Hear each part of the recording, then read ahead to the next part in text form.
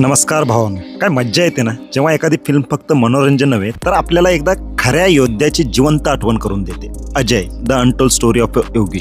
हो, तेच योगी आदिनाथ साहेबांची कथा, ज्यांचं नाव ऐकताच गुंडांची फाटून हातात येते.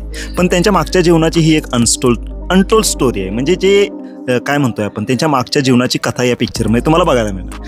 तुम्ही कधी विचार केलाय का एखादा साधा तरुण कसं शत्रूच्या जाळ्यातून बाहेर पडतो आणि संत आणि नेता होऊ शकतो? चला या रहस्याच्या दरवाजाला थोडा धक्का मारूया आणि आज शिरूया. पण सावधान, ही कथा ऐकून तुम्हाला थिएटरकडे धाव घ्यायची इच्छा नक्की होईल. भावांनो, कथा आहे एका साध्या मुलाची. पण अरे देवा, काय सांगायचं तुम्हाला, सिनेमाच्या पहिल्या 30 मिनिटात तर तो एवढा साधा दाखवला आहे की तुम्हाला वाटतं भाई हा नायक आहे की कॉलेजचा वॉचमन. पण जर गोष्टी रंगात येतात एक थोड्या वेळानंतर.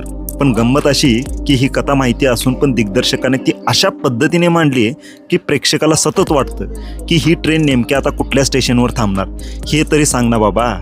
ही कथा सांगितली आहे इतक्या सजीवपणे, म्हणजे ही कथा एवढ्या मस्त तिने दाखवली आपल्याला जणू तुम्ही स्वतः त्या मठात बसलाय असं तुम्हाला भासतं, जिथं गुरु शिष्यांचे संवाद अगदी हृदयाला भेटतात, आपल्या असे काळजाला भेटतात. बघा, स्पॉइलर नाही द्यायचा, पण एक गोष्ट सांगतो, पहिल्या सीनपासून तुम्हाला असं वाटेल की अरे ही कथा माझ्या आयुष्यात ही घडू शकते.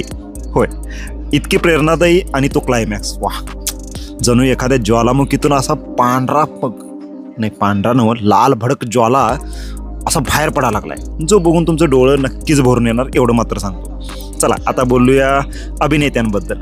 अनंत जोशी, जे योगींची मुख्य भूमिका साकारली आहे त्यांचा अभिनय इतका खरा आहे ना, नॅचरल. तुम्हाला वाटेल ते स्क्रीनवर नाही तर ती तुमच्या शेजारीच उभे. त्यांच्या डोळ्यातली ती ज्वाला, मस्त तेज, जणू एखाद्या म्हणजे काय म्हणतोय आपण मशालीची ज्योतच आहे जी अंधारात अशा मार्ग दाखवा लागली. कमाल, मस्त.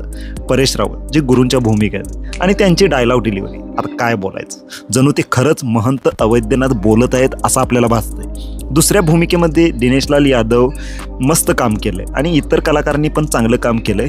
पण मुख्यतः अनंत आणि परेशची जोडी जी पिक्चरला एकदम उंचावर घेऊन जाते.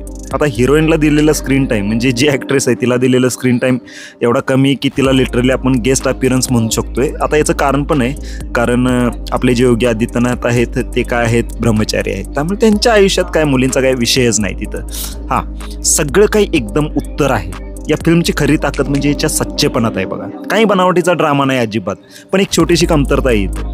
काही थोडासा पेस मंदावतो, आधीमध्ये पिक्चर एकदम स्लो वाटतो, तुम्हाला थोडंसं पेशंट दाखवायला लागतात. तरी ही फिल्म तुम्हाला प्रेरणा देणारी नक्कीच वाटेल, विशेषतः ज्यांना जीवनात संघर्ष करावा लागतो ना त्यांना.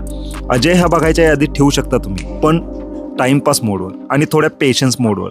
जर तुम्हाला खऱ्या योद्ध्याची कथा पाहायची असेल जी राजकारणापलीकडे जाऊन भक्ती आणि शक्ती दाखवते तर अजय थिएटरमध्ये जाऊन नक्की बघा. आणि हां, कमेंटमध्ये मला सांगा तुम्हाला योगी आदित्यनाथ यांच्या जीवनातून काय प्रेरणा मिळाली. लाईक, शेअर आणि सबस्क्राईब करायला अजिबात विसरू नका.